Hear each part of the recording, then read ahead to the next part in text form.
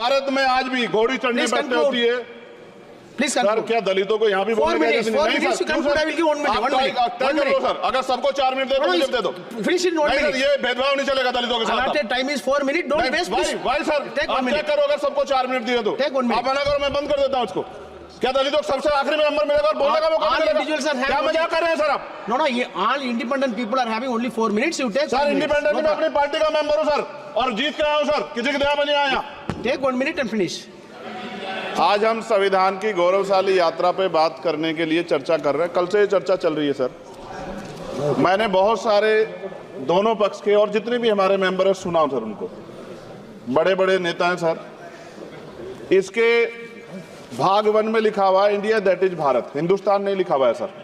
लेकिन सारे नेता संविधान पे चर्चा कर रहे हैं, लेकिन हिंदुस्तान ही कहेंगे, भारत कहने की हिम्मत नहीं जुटा पा रहे हैं। ये बड़ा सवाल है सर कि क्या संविधान के हिसाब से बात रखी जा रही है। मैं धन्यवाद दूंगा फूले साहू बाबा साहब अम्बेडकर को और मेरे नेता मान्यवर साहब श्री काशीराम को। 25 नवंबर 1949 को संविधान को सौंपते हुए डॉक्टर बाबा साहब अम्बेडकर ने कहा था कि 26 जनवरी 1950 को हम विरोधाभास भरे जीवन में प्रवेश करने जा रहे हैं। राजनीतिक जीवन में तो हमारे पास समानता होगी, लेकिन सामाजिक और आर्थिक जीवन में असमानता होगी। क्या ये चुनौती आज 75 साल बाद दूर हुई है? भारत ने 26 जनवरी 1950 को संविधान लागू होने के साथ खुद को एक संप्रभु लोकतांत्रिक और गणतांत्रिक राज्य होने का ऐलान किया। लेकिन सर, उस समय संविधान की स्थिति ये थी कि जैसे गांव का कोई आदमी, मैं 50 की बात कर रहा हूं, वो 50 साल पहले शहर में आ जाता और बड़े लोगों की महफिल में चला जाता, उस जहां वो खाना खा रहे हो, और वो टेबल पे नैपकिन को खा के जो है ये कहता कि ये तो फीका, क्योंकि वो जानता ही नहीं था, वो समझता नहीं था संविधान को, संविधान है क्या। संविधान उसके लिए महज दस्तावेज था। ये जिम्मेदारी थी राजनीतिक दलों पे कि वो संविधान को व्यवहार में लेके आते, और इसके इतने सारे आर्टिकल हैं, अगर इनको व्यवहार में लाया जाता तो मुझे लगता कि आज देश बहुत बदल गया होता। बाबा साहब ने कहा था कि लोकतंत्र भारतीय भूमि का केवल ऊपरी पोशाक है, उनके अनुसार यहाँ की संस्कृति अनिवार्य तौर पर लोकतांत्रिक है। भारत जैसे गरीब और गैर बराबरी वाले देश में संविधान के जरिए छुआछूत खत्म करना, वंचितों के लिए सकारात्मक उपाय करना, सभी वयस्कों के लिए मतदान का अधिकार देना और सबके लिए सम्मान अधिकार तय करना, ये बहुत बड़ी उपलब्धि थी सर।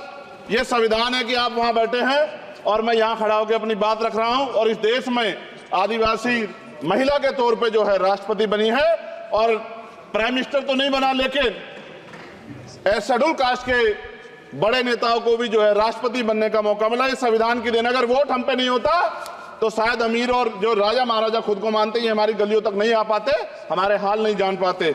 आजादी का मतलब सर सिर्फ अधिकार पाना भर नहीं है, इसके लिए हमारे संविधान में सरकार और नागरिकों के अधिकारों के साथ साथ उनके कर्तव्यों का विस्तार से उल्लेख किया गया है। बाबा साहब ने संविधान सभा में दिए गए भाषण में कहा था कि स्वतंत्रता आनंद का विषय है, पर अब हमें अपनी जिम्मेदारियों पर भी ध्यान देना होगा। संविधान ने सुनिश्चित किया कि रानी के पेट से राजा जन्म नहीं लेगा, वोट से नेता तैयार होगा। आर्थिक बराबरी के लिए सरकार क्या कर रही है? गरीब और गरीब हो रहा है और अमीर हो रहा है। सुबह उठते कहीं बम की धमकी मिलती, कहीं दंगे की। ये अमृत काल है सर, यह धमकी काल है। कितना बढ़ रहा है आर्टिकल 15 सर। भारत में आज भी घोड़ी चढ़ने पर होती है। सर, क्या दलितों को यहाँ भी बोलने का नहीं? सर, अगर सबको 4 मिनट दे दो, मुझे दे दो। ये भेदभाव नहीं चलेगा दलितों के साथ। Time is 4 minute, don't waste. भाई सर, आप चेक करो, अगर सबको 4 मिनट दिए तो आप मना करो, मैं बंद कर देता हूँ उसको। क्या दलितों को सबसे आखिरी में नंबर मिलेगा और बोलने का मौका मिलेगा? क्या मजाक कर रहे हैं सर आप? नो, ये all independent people are having only 4 minutes. You take. Sir, independent में अपनी पार्टी का मेंबर हूँ सर, और जीत के आया हूँ सर, किसी की दया में नहीं आया। Take 1 minute and finish.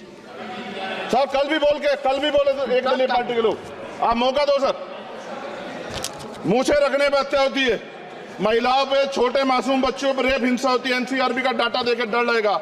यही 1 किलोमीटर में संविधान को जलाया गया, और महाराष्ट्र के परभनी में अभी भी संविधान को नष्ट किया गया, उसकी कॉपी को।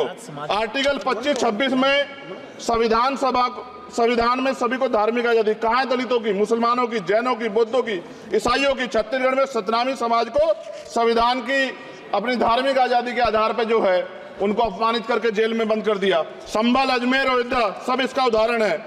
ये सरकार आलोचना डरती है। कितने लोग जेल में बंद है?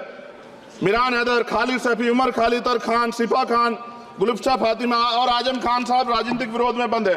सरकार यहाँ बैठी है, सरकार सामाजिक न्याय की बात करती है। बताएं कितने दलित मुख्यमंत्री बना रखे हैं आपने? 13 ज्यादा सरकार स्टेट में सरकार है। कितनी महिला मुख्यमंत्री है? आपकी सरकार ने सुप्रीम कोर्ट के आदेश के बाद रिजर्वेशन प्रमोशन में जारी नहीं किया। और ओबीसी को पॉलिटिकल रिजर्वेशन आप देंगे नहीं देंगे, आप बताने का काम करें।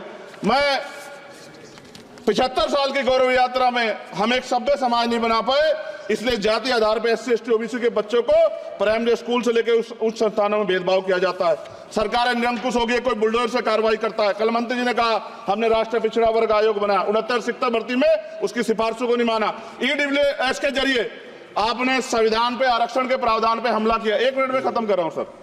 संविधान सर न्यायपालिका में आर्टिकल 124 ये कहता है सर, ये अधिकार जो है। Sundar sir, please conclude. Sir 1 minute में Please conclude. संविधान में न्यायाधीशों की नियुक्ति का अधिकार राष्ट्रपति के द्वारा होना चाहिए, अभी तक नहीं हो रही है। All India judicial service commission कब बनेगा? क्या चंद परिवार ही सर जज बन सकते हैं? और आज हम सर, मैं सरकार से सवाल पूछना चाहता हूं सर, सेवाओं में SC ST OBC वर्ग का कितना प्रतिनिधित्व है? भारत सरकार के मंत्रालयों के अधीन PSU में, बैंकों, बीमा कंपनियों में और स्वस्थायी संस्थानों में आउटसोर्स तथा कॉन्ट्रैक्ट पर वर्तमान कार्यरत कर्मचारी कुल कितनी संख्या है? आउटसोर्स और कॉन्ट्रैक्ट में कार्यबल SC ST OBC कितना प्रतिशत है? निजी क्षेत्रों में कार्यरत कर्मचारी उनके SC ST OBC की वर्ग लाभ। सर खत्म कर, लास्ट पॉइंट सर। सर मैं फिर स्पष्ट तौर पर कह रहा हूं सर, यहां बैठे SC और OBC के मेंबर से कह रहा हूं सर, उनको सामाजिक जिम्मेदारी का ध्यान भी रखना चाहिए। पार्टी के प्रति वफादारी के साथ साथ अपने वर्गों के प्रति ईमानदारी भी रखनी चाहिए। ईमानदारी नहीं होगी तो इन वर्गों का भला नहीं हो सकता, और हमें बहुत सरकारों से उम्मीद नहीं है। बहुत बहुत धन्यवाद सर। Thank you.